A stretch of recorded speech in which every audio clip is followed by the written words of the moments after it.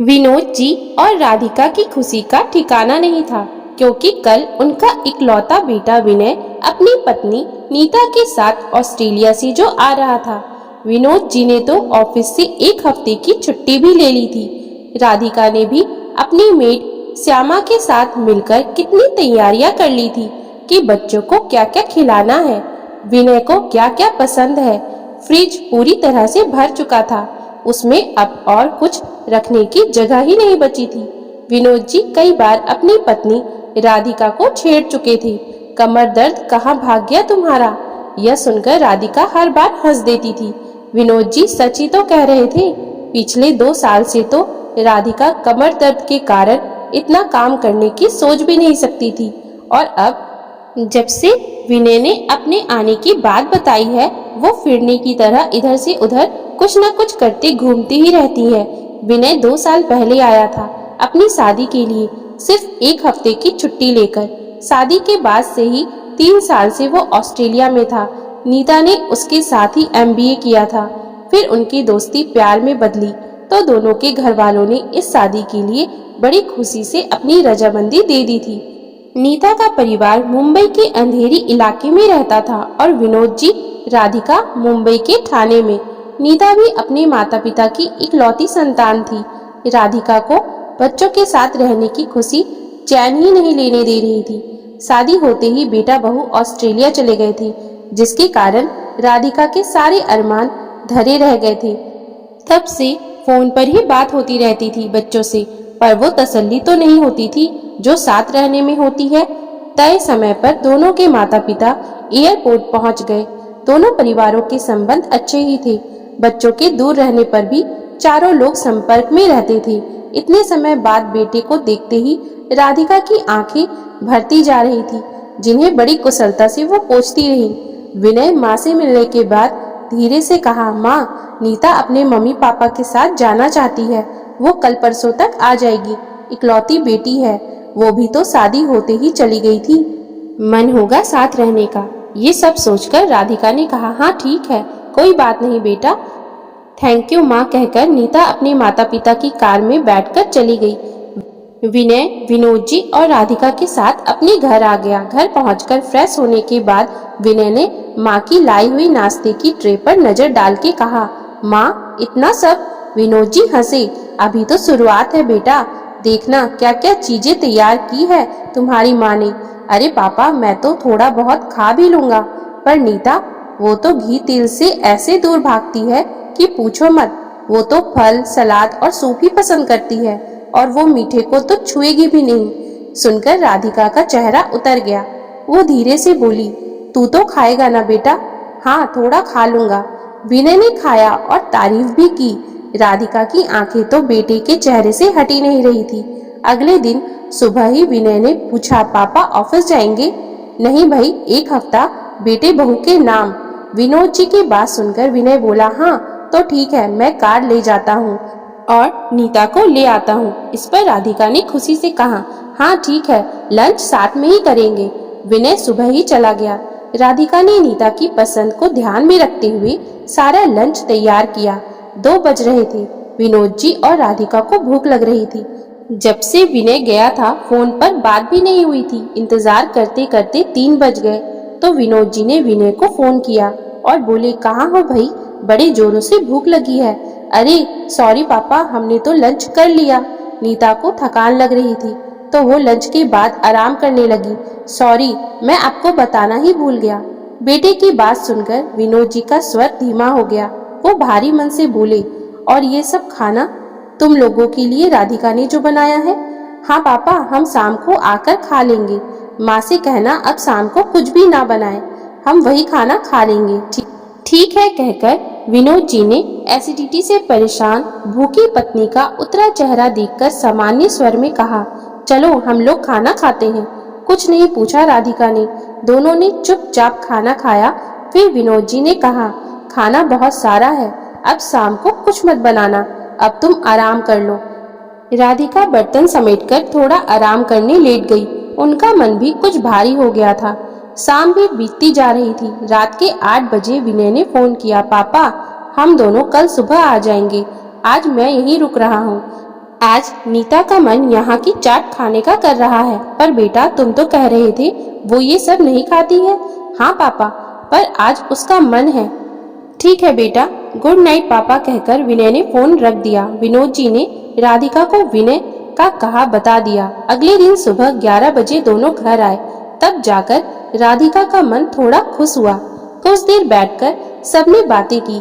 फिर विनय ने पूछा, माँ खाना तैयार है ना? क्या भूख लगी है बेटा? नहीं, वो नीता 1 बजे खाना खा लेती है ना, उसका हर काम का टाइम एकदम तय है। ये सुनते ही राधिका तुरंत किचन में लग गई तो नीता अपना सामान अपने बेडरूम में रखकर उसके पास आ गई। शादी के बाद सिर्फ 1 हफ्ते का ही तो साथ रहा था सास बहू का। अब धीरे धीरे राधिका अपने ममतामयी स्वभाव से नीता को सहज करने की कोशिश कर रही थी। नीता भी धीरे धीरे उससे खुलने लगी थी। शाम को फिर राधिका नीता की पसंद पूछकर डिनर की तैयारी करने के बारे में सोच ही रही थी कि विनय ने आवाज दी, माँ हम डिनर नहीं करेंगे। क्यों बेटा? नीता को कुछ शॉपिंग करनी है, हम बाहर ही कुछ खाकर आएंगे। ठीक है बेटा, राधिका ने छोटा सा जवाब दिया। फिर दोनों चले गए। रात 11 बजे शॉपिंग बैग से लदे फदे घर आए। एक ब्रांडेड शर्ट और डिजाइनर पर्स दिखाते हुए विनय ने कहा, माँ ये कैसा है? बहुत सुंदर है बेटा। देखकर राधिका जी की आंखें खुशी से भर गई। वो सोचने लगी कि बेटा बहू तो उनके लिए ही उपहार लेने गए थे। तभी विनय बोला, नीता ने ये चीजें अपने मम्मी पापा के लिए ली है। पिछले महीने उसके पापा का जन्मदिन था ना, और उनकी मैरिज एनिवर्सरी भी थी, इसलिए दोनों के लिए लिया है नीता ने। हाँ बहुत अच्छा है बेटा। राधिका के मन में आया कि कह दे बहू ले सकती है अपने माता पिता के लिए। बेटे के दिल में नहीं आया अपने माता पिता का ख्याल। इन 2 सालों में क्या उनके जन्मदिन सालगिरह नहीं बीते? फिर उन्होंने ये सोचकर अपने दिल को समझाने की कोशिश की कि जाने दो, वैसे भी बहुत कुछ है हमारे पास। अलमारियां पूरी भरी पड़ी है, हमारे पास किसी चीज की कमी थोड़ी ही है। बच्चों के उपहार का लालच थोड़े ही करना है हमें। फिर अगले ही पल उनके दिल से ये आवाज आई, पर ये लालच कहाँ है? नहीं, ये तो बच्चों से जरा सी उम्मीद है। विनोद जी विनय की लाई हुई शर्ट पहनकर कितना खुश होते। सारी उम्र खुद ही तो खरीद कर पहना है। बेटा कुछ लाता तो वो कितना खुश होते। खैर सब ठीक है, क्या करना है। विनोद जी पूरा हफ्ता बच्चों के साथ समय बिताने का इंतजार करते ही रह गए और छुट्टी खत्म हो गई। 1 हफ्ते बाद ऑफिस जाते हुए वो भारी मन से इतना ही बोले, बेकार ही ले ली थी छुट्टियां। राधिका का मन ये सुनकर बहुत दुखी हुआ, पर वो चुप ही रही। जब से नीता और विनय आए थे, हर दूसरे दिन वे दोनों ही नीता के घर चले जाते थे। फिर सिर्फ कुछ ही घंटे के लिए ही आते, यहाँ तक कि 4 दिन के लिए दोनों गोवा भी निकल गए। तो राधिका और विनोद जी एक दूसरे का मुंह ही देखते रह गए। राधिका ने उदास स्वर में कहा भी, वहाँ क्या कम जगह घूमते होंगे? इतनी बार देखा हुआ गोवा टाइम पास करने के लिए फिर चले गए। कुछ दिन भी हमारे साथ ढंग से नहीं रहे। ये सुनकर विनोद जी चुप ही रहे। गोवा से दोनों लौटे तो जाने की तैयारियां शुरू हो गई। विनय ने कहा, यहाँ से सामान ले जाने की नीता की लिस्ट बहुत लंबी है माँ, अब तो बस शॉपिंग ही चलेगी। कुछ नहीं बोली राधिका। विनय की पसंद की जो भी चीजें बनाई थी, आटे की लड्डू, मठरी, गुजिया, नमक पारे, शक्कर पारे, सब वैसे ही रखे थे। दोनों घर में टिकते ही कहाँ थे जो वो कुछ खिला पाती। नीता घर में घी तेल से परहेज की बातें करती, पर बाहर सब कुछ खा पी कर घर आती तो राधिका को अपनी सारी मेहनत मुंह चिढ़ाती सी लगती। पूरा महीना जैसे पलक झपकते ही बीत रहा था। जाने से 2 दिन पहले विनय ने कहा, माँ अब तो हम जा ही रहे हैं, नीता को इसके मायके छोड़ आता हूँ, फिर ये पैकिंग करने तो आ ही जाएगी, फिर पता नहीं कब आना हो। इस पर राधिका ने पूछ ही लिया, तू भी वहीं रहेगा क्या? विनय थोड़ा सकपकाया, फिर बोला, नहीं, छोड़कर आ रहा हूँ, फिर लेने चला जाऊंगा। विनय नीता को उसके मायके छोड़ आया। रात को वहीं से खाना खाकर जब वापस आकर अपने कमरे में सोने लेटा तो अचानक उसे प्यास लगी। वो पानी लेने किचन की तरफ गया। माता पिता की रूम में लाइट जलती देखकर उनके रूम की तरफ बढ़ ही रहा था कि अंदर से आती आवाज सुनकर पैर कमरे के बाहर ही रुक गए। विनोद जी राधिका से पूछ रहे थे, क्या हुआ, तबीयत तो ठीक है ना? हाँ, वो उदास स्वर में बोली। क्या हुआ, उदास हो? बेटा जा रहा है इसलिए? नहीं, उदास क्यों होंगी? अरे बेटा है तुम्हारा, अब पता नहीं कब आएगा। बेटा? हमारा बेटा आया है? मुझे तो एक दिन भी नहीं लगा कि हमारा बेटा आया है। मुझे तो पहले दिन से यही लगा कि हमारा बेटा नहीं, नीता का पति आया है। बेटे के लिए मन में जो इच्छाएं, उमंगे, बातें थी, सब मन में ही धरी रह गई। चैन से 2 पल बेटे से बातें भी नहीं कर पाई। माँ के स्वर की उदासी विनय को बुरी तरह विचलित कर गई। ये सुनकर उसकी आंखें भीग उठी, शर्म से सिर झुक गया। वो सोचने लगा, ये क्या हो गया? ये कैसी गलती कर दी उसने? ठीक ही तो कह रही है माँ, जब से आया है नीता के ही चारों तरफ घूमता रहा है। एक बार भी माँ बाप से बेटा बनकर बात नहीं की, एक बार भी उनके हालचाल सुख दुख नहीं पूछे, और अब तो जाने का समय भी आ गया है। भावनाओं के वेग में उसका दिल इस तरह मचला कि तुरंत दरवाजा खोलकर अंदर जाकर माँ की गोद में सिर रखकर सुबक उठा। माँ, मुझे माफ कर दो। माँ का हाथ तो बेटे की गोदी में सिर रखते ही अपने आप उसके सिर पर जा पहुंचा था। तीनों की आंखों से आंसू बहते चले जा रहे थे। किसी के बिना कुछ कहे सुने भी हर भावना महसूस की जा सकती थी। मौन अपनी अनूठी शक्ति से जो बोल रहा था, उसे चुपचाप सुनने के अलावा रास्ता ही क्या था?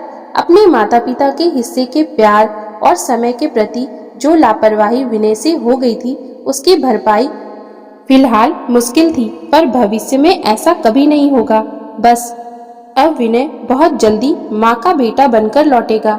मन ही मन विनय यही सोचता हुआ और जोर से सुबक उठा। जाने का समय आ गया और वो दोनों वापस ऑस्ट्रेलिया निकल गए। लेकिन कहते हैं ना, समय बीतते देर नहीं लगती। 1.5 साल बाद विनय ने दोबारा वापस घर आने का फिर से प्रोग्राम बनाया, लेकिन इस बार वो पूरी तरह से ये सोचकर आया था कि वो सारा समय अपने माँ पापा के साथ ही बिताएगा। और इस बार वो घर आकर मन भर के अपने माता पिता के साथ सारा समय बिताया।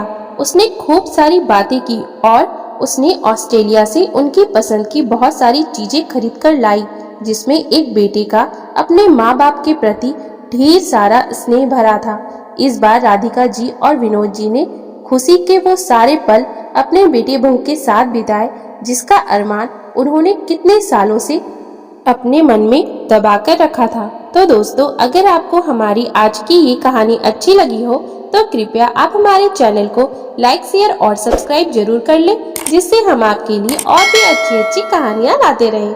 Thank you for watching.